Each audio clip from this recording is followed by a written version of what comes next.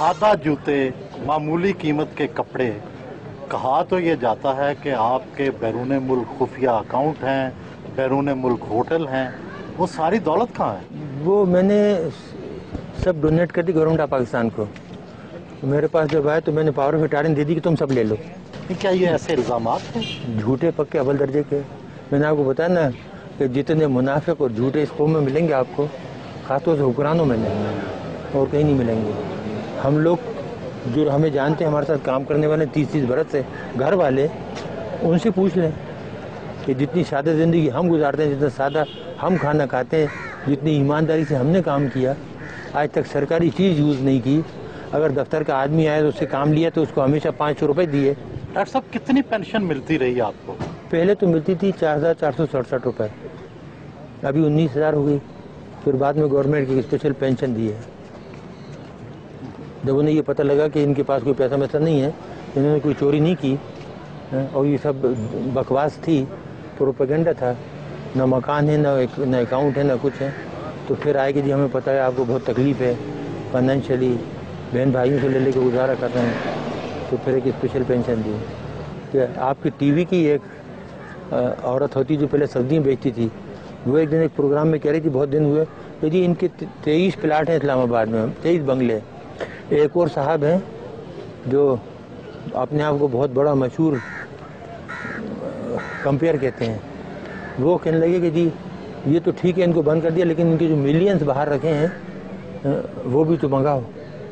तो कितने प्लाट आपके हैं इस्लामाबाद में? पूरा इस्लामाबाद, पूरा पाकिस्तान मेरा नहीं, वैसे जहाँ जैसे आपकी ज़ाती मलकियत कितने हैं?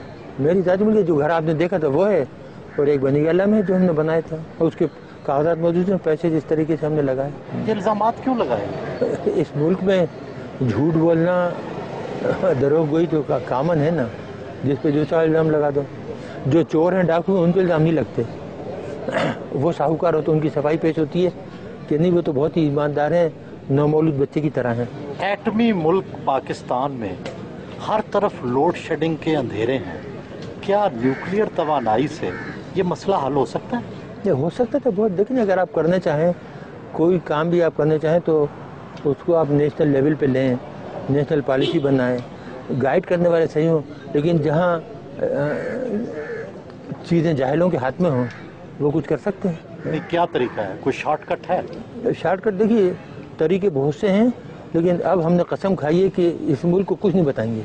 जो हमने बताया उसका जो सिला मिला ना, अब उसके बाद कोई सलूशन, कोई हल नहीं बताएंगे किसी को। आप नाराज़ हैं लोगों से?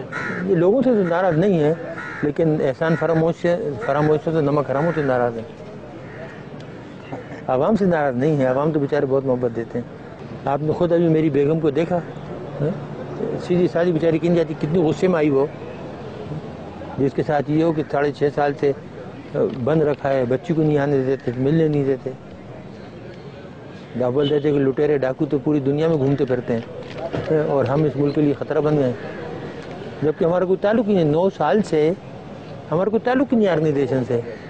गैर मुल्की अखबारात में आता है कि टम्बकटू में आपका कोई होटल भी है। जी बिल्कुल होटल है, हमारा तो नहीं है।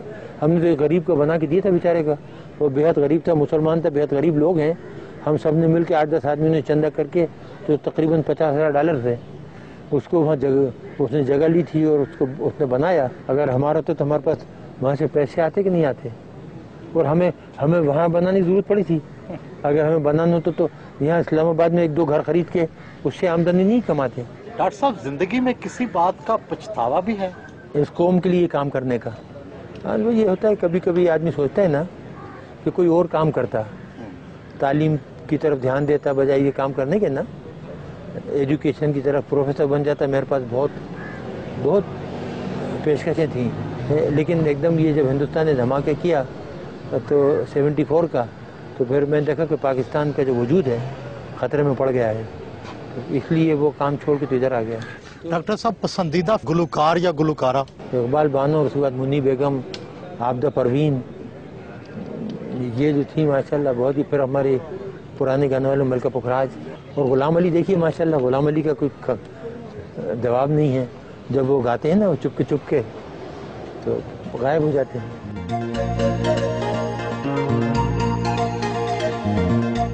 पुराना शनासा मिला तो माजी की बातें छिड़ गई।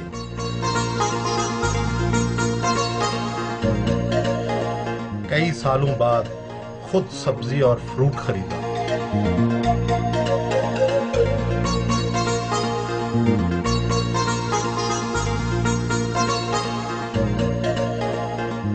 लोगों ने एहतरामन हाथ मिलाए।